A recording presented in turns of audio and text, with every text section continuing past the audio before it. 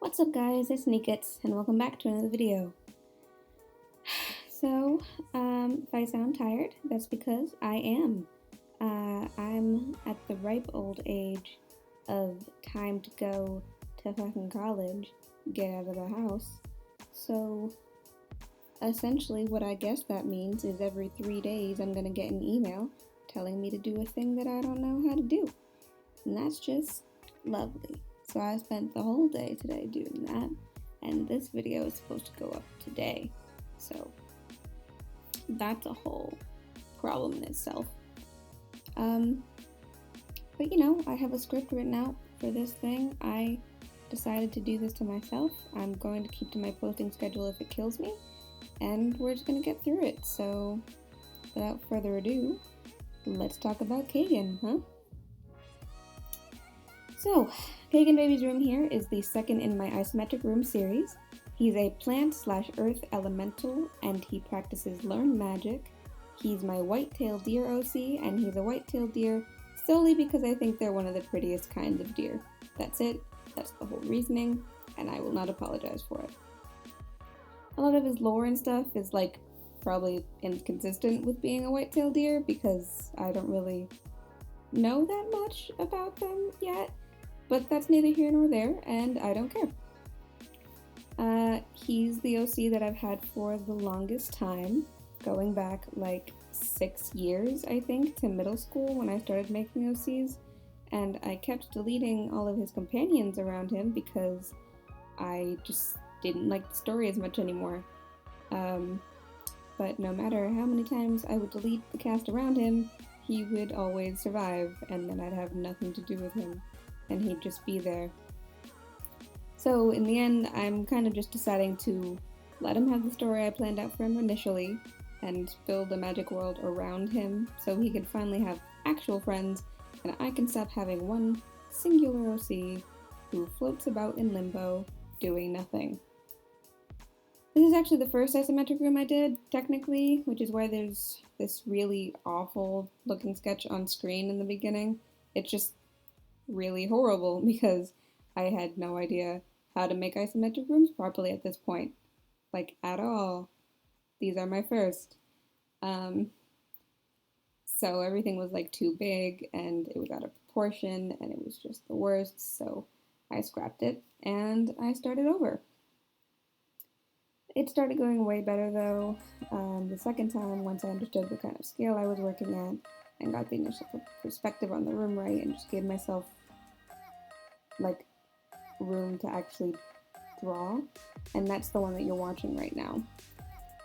I'm doing the line art right now. The line art on this piece was a little difficult, in air quotes, just because, for one thing, the problem that I had on all the rooms was that I'm a dumbass, and none of the rooms were actually a perfect cube with straight lines, even though I spent so long trying to make them straight with this stupid line tool.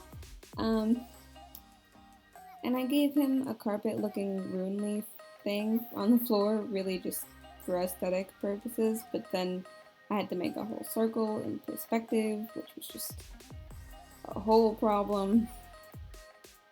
Windows were really difficult for no reason, too, even though there's literally a create square tool, but I'm Bobo the Fool, I guess, and I'm just incapable of anything geometric, but it's fine. I've always just been really bad at digital line art in general, and that's why you just redo the sketch layer over this first, slightly worse sketch layer and call it line art. Pro tip, you're welcome. Just like Honoris, I wanted Kagan's room to reflect who he was as a person, what he valued, how he would compose himself. And whereas Honoris' main focus was outside work and providing for himself, Kagan is wholly invested in his studies. Feria and Honoris get the liberty of having innate access to their powers, but Kagan has to rely almost entirely on learning and hard, tangible practice to use his magic. He loves to do research, experiment, and create potions. He's very in tune with the rhythms of nature, but not in a cheesy Disney Pocahontas type of way, just a spiritual or research-based sense. Like, he's not a mad scientist or anything, but learning to create things is important to him, and he studied a lot of books on the magic of his world and how to control it. So because of all of that, I gave him a ton of books, files to hold potions, shovels to collect materials because he's especially based in herbs, instruments to distill ingredients, a chart of the moon cycles, some sacks of things, and a bunch of raw items hanging, pinned, and stored all around his room. I also gave him a little witchy cauldron that looks completely ridiculous, but I thought it was like really funny that he would have a stereotypical Halloween witch cauldron for no reason, so I left it anyway. He's very organized, but not necessarily neat. His mind is always all over the place, thinking of new things.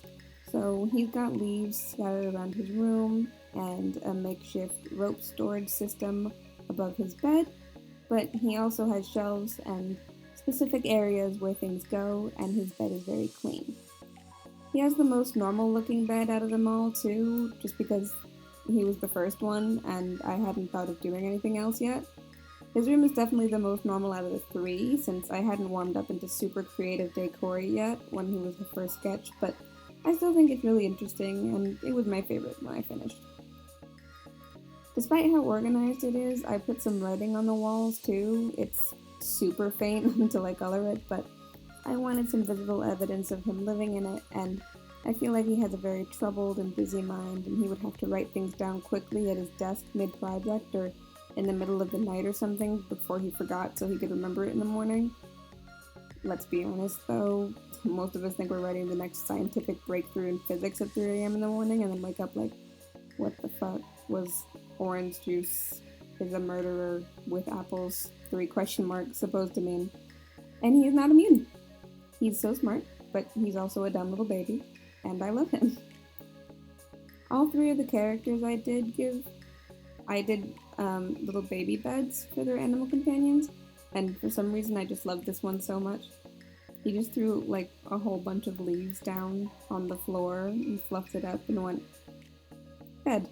And he's right, and it's perfect, and I love him. Best boy.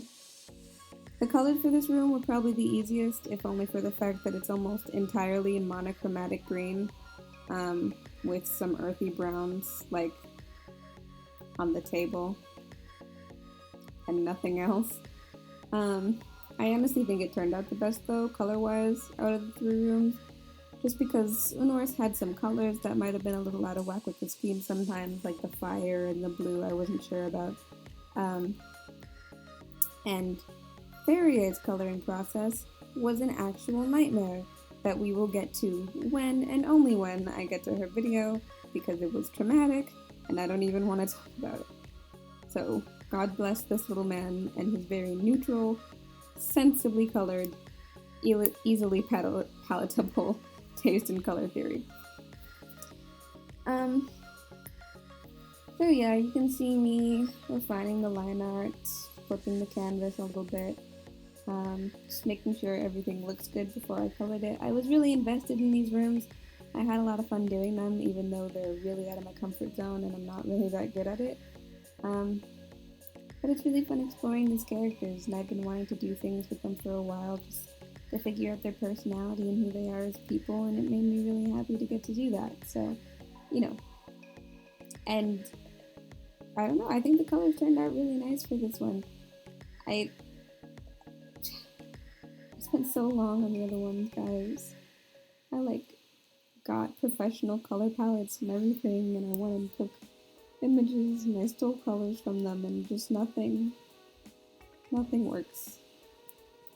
And this stupid little man, I just made everything green. Everything is green or brown, and it looks great. It's the best out of them all, in my personal opinion, and I'm so mad about it. So, you know, fun. But yeah, this is pretty much the end of the script. It's gonna keep coloring for a little bit. Gotta color in Kagan's clothes so he's not a spectral ghost on the bed. I added his freckles, some clothes, and some little details here and there, shading, lighting, and then I'm done.